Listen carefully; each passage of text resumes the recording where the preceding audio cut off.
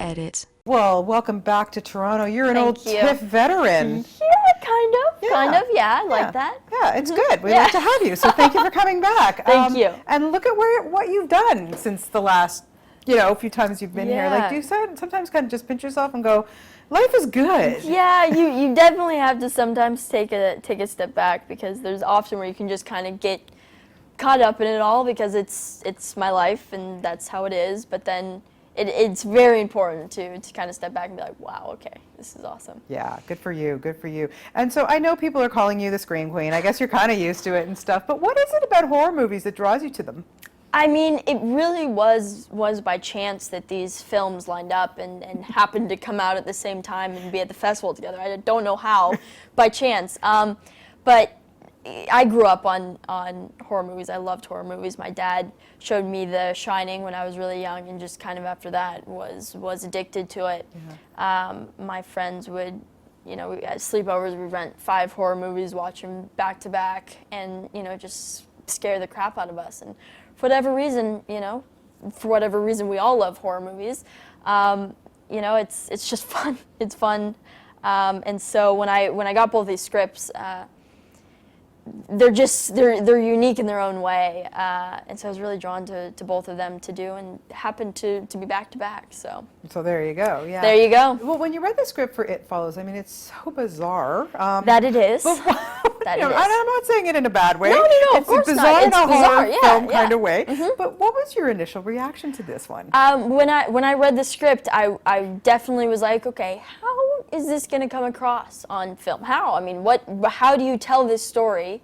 And so I watched Myth of the American Sleepover, which was David's previous movie, which is very unique, and how his style is very, very specific. And so kind of picturing that and then putting kind of a horror, thing mixed in there, I was thinking this might be quite interesting. And when I spoke to David, he told me about how these whatever had come from his nightmares, and so he wanted to bring it into a movie, bring it to life, and so I was quite intrigued with that. Could you ever imagine having one of your worst nightmares turned into a movie? See, I wouldn't want that. I would want to try and let go of my worst nightmare. Maybe you can maybe he gets over it. I don't know. Maybe it's cathartic. Maybe, I don't know. That's what maybe it is. Yeah. Okay. You're right. I wouldn't want to. I just want from those jolts. Yeah. I don't want to relive it on the big screen. I didn't see it that big. Yeah. I mean, it was good enough for my dose. Yeah, no, I wouldn't. Good. Okay, good. I thought we're on the same page. Yeah. No, we're on the same page. Fantastic. Okay, good stuff. What do you like most about it? Like, is it the the action stuff? Yeah.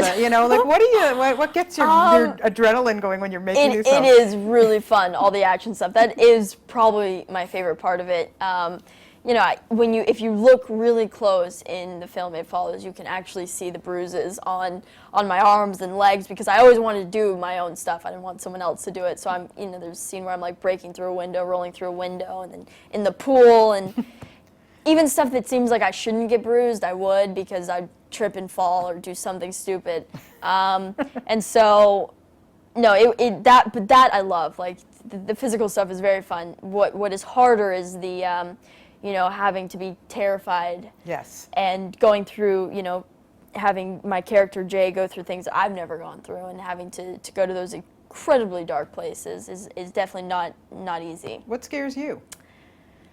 I think it might be a past life thing, but knives. Like, I don't even want to be in the kitchen. Like, my mom could be cutting vegetables, and I can't be in the kitchen. I mean, I'm terrified. I'm the same. Okay, I'm exactly the yeah. same. I can't. I get like that yucky feeling. Yeah. Yeah. But it's like someone I could totally it's not that I'm scared that they're gonna, but I don't know what it is. That's funny. It's exactly terrible. the same way. Okay, Never good. got over I thought I was weird. No, I never got over it. So, sorry to say. Hopefully you might, but I Yeah, never did. I don't see that happening. Couldn't do it. Yeah. And when you're working on something like The Guest, for example, Yes. I mean that's pretty intense as well, because we don't know where that's going Yeah, either. And then you have this really ugly guy, Dan Stevens, coming on set, and he walks out of the bathroom shirtless.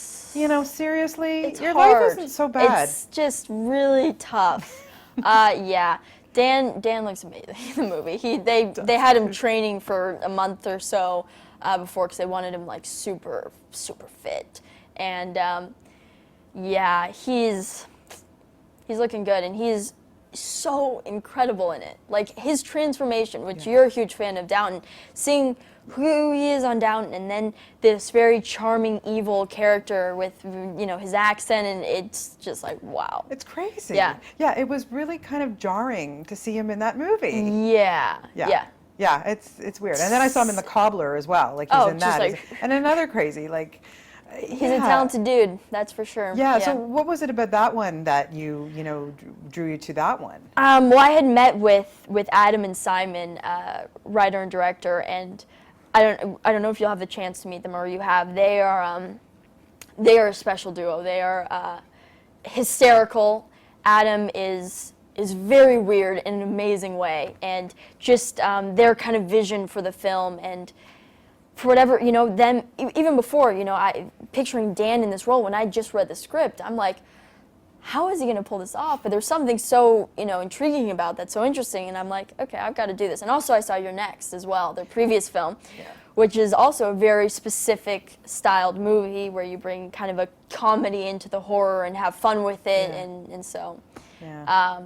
It was a lot of fun to watch that one. We We had a good screening, like filled with critics, and we were having a hoot watching it. It's a fun movie. It is. It's good. You know, you do a great job in both of them. Like you're good at that stuff. But now moving on, you've got a lot of other things on your plate, and just quickly we'll talk about now Bokeh. Is that how you pronounce it? Yeah, just Bokeh. Yeah. Okay, so just tell me a little bit about that one. Yeah, that's slightly different, kind of.